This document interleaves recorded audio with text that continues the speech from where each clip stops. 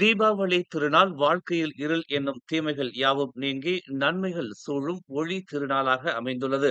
பல்வேறு கலாச்சார பண்பாடுகளையும் நம்பிக்கைகளையும் கொண்ட வளமான குடிமக்கள் எனும் அடிப்படையில் ஒருவரை ஒருவர் மதிக்கும் மனப்பாங்கு, பரஸ்பர புரிதல், மிதமான போக்கு அனைத்தையும் மேலும் வலுப்படுத்துவதை நாம் அனைவரும் உறுதி செய்ய வேண்டும் என்றும், இந்த தருணத்தில் இன ஒற்றுமையை வளர்த்து பொதுவான நிலைப்பாட்டை கண்டறிந்து துன்பத்தில் வாழ்கிறவர்களுக்கு உதவும் மனப்பான்மையை மேலோங்க செய்ய வேண்டும் என்றும் பிரதமர் டதஸ்ரீ அன்வார் இப்ராஹிம் தமது தீபாவளி வாழ்த்துச் செய்தியில் தெரிவித்துள்ளார்.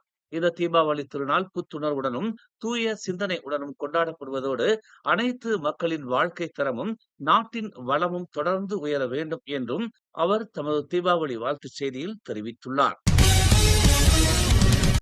மலேசிய இந்தியர்களின் வாழ்வில் மகிழ்ச்சியும் அன்பும் பெருகிட நாளை கொண்டாடப்படும் தீபாவளி திருநாள் நல்லதொரு நாளாக அமைந்திட எல்லாம் வல்ல இறைவனை வேண்டிக் கொள்வதோடு ஒரு வளமான சமுதாயமாக நாம் உருப்பெற வேண்டும் என்று ஓம்ஸ் அறவாரிய தலைவரும் மலேசிய அரிமா சங்கத்தின் தோற்றுநருமான ஓம்ஸ்பா தியாகராஜன் தமது தீபாவளி வாழ்த்துச் செய்தியில் தெரிவித்துள்ளார்.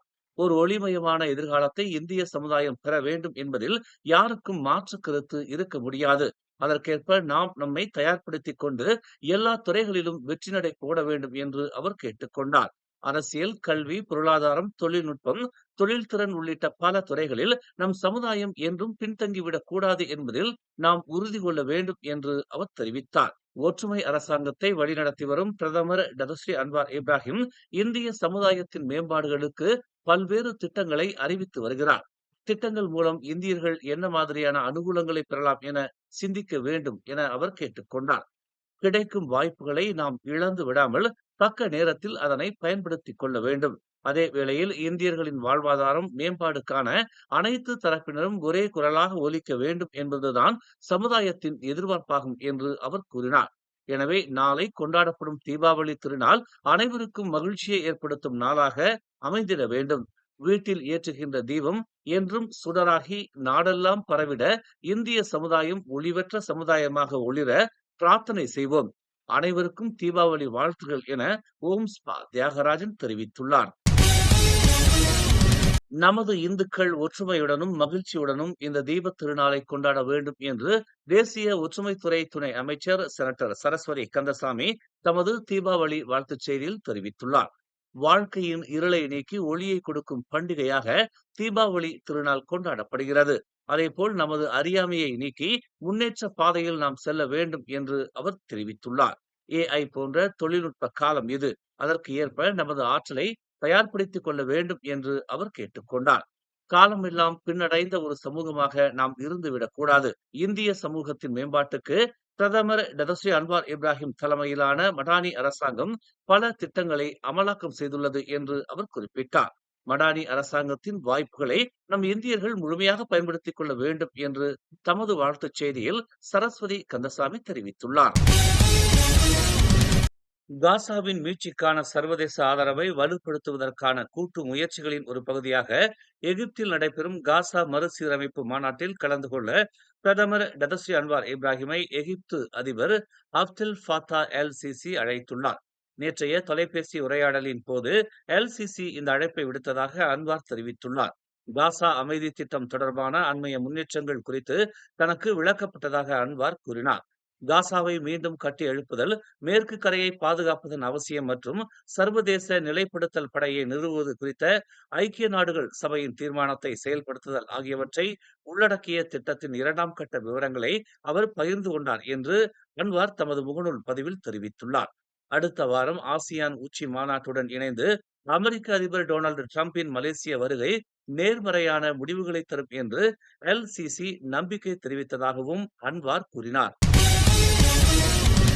கெமாமான் பந்தாய் பெனுஞ்சூக்கில் நேற்று ஒரு குடும்பம் சுற்றுலா சென்ற நிலையில் ஒரு பெண்ணும் அவரது மருமகளும் பலத்த அலைகளால் அடித்துச் செல்லப்பட்ட நிலையில் 5 நீரில் மூழ்கினர். பாதிக்கப்பட்ட அனைவரும் கடற்கரையில் நீந்திக் கொண்டிருந்த போது திடீரென அலைகள் அவர்களை ஆழமான நீரில் இழுத்துச் சென்றதாக நம்பப்படுவதாக மாவட்ட காவல்துறை தலைவர் ரசி ரோஸ்லி தெரிவித்தார். இந்நிலையில் 5 பேர் குடும்ப உறுப்பினர்கள் மற்றும் பொதுமக்களால் மீட்கப்பட்டதாகவும் மேலும் 2 மயக்கமடைந்த நிலையில் அருகில் உள்ள மருத்துவமனைக்கு சிகிச்சைக்காக கொண்டு செல்லப்பட்டதாகவும் அவர் கூறினார். மயங்கி கிடந்த 12 வயது சிறுமி திஜால் சுகாதார மருத்துவமனைக்கு கொண்டு செல்லப்பட்டார். ஆனால் மாலை 5:23 மணிக்கு அவர் இறந்து விட்டதாக அறிவிக்கப்பட்டது. சிறுமியின் அத்தை மயக்கமடைந்து ஹிமமான் மருத்துவமனையின் அவசர சிகிச்சை பிரிவுக்கு கொண்டு செல்லப்பட்டார். அங்கு அவர் மாலை 5:42 மணி அளவில் இறந்து விட்டதாக அறிவிக்கப்பட்டது என்று அவர் கூறினார். பிரிக்ஃபீல்ட்ஸ் லிட்டில் இந்தியாவில் நடந்த தங்க நகைக்கடை திறப்பு விழாவில் மஇகா துணைத் தலைவர் எம் சரவணனுடன் பரிகாத்தா நேஷனல் பொதுச் செயலாளர் டத்தோஸ்ரீ முகமது அஸ்மின் அலியும் கலந்து கொண்ட சம்பவம் பேசுபொருளாகி இருக்கிறது.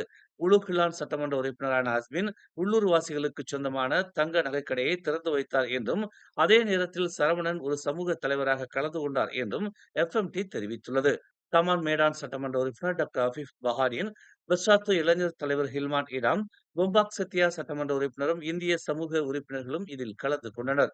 பெர்சாத்து இளைஞர் தகவல் பிரிவு தலைவர் ஹாரிஸ் இடாம் ரஷீத் கலந்து கொண்டார். அண்மைய வாரங்களில் பரிசானில் இருந்து மஇகா வெளியேறுவது குறித்து ஊகங்கள் தீவிரமடைந்துள்ளன. நேற்று பரிசான் நேஷனல் தலைவர் டாக்டர் அமர் ஜாகித் ஹமீடி மஇகா வெளியேற முடிவு செய்தால் கூட்டணி தடையாக இருக்காது என்று தெரிவித்திருந்தார். மஇகா தேசிய அரசியலில் தங்கள் தற்போதைய நிலைப்பாட்டில் அதிருப்தி காரணமாக பரிசானில் தங்கள் நிலைப்பாட்டை மறுபரிசீலனை செய்து வருவதாக கூறப்படுகிறது. மேலும் செய்திகளை தெரிந்து கொள்ள தமிழ் மலர் நாளிதழை பாருங்கள். உடனுக்குடன் செய்திகளை தெரிந்து கொள்ள தமிழ் மலர் இணையதளம், தமிழ் மலர் செயலி மற்றும் மலர் டிவி யூடியூப் சேனலை வலம் வாருங்கள். எங்களோடு இணைந்திருக்க மலர் டிவியை பதிவு செய்து கொள்ளுங்கள். உறவுகள் மகிழ்ந்திட விருப்பம் மற்றும் பகிர்வு சேவையை சொடுக்கிடுங்கள்.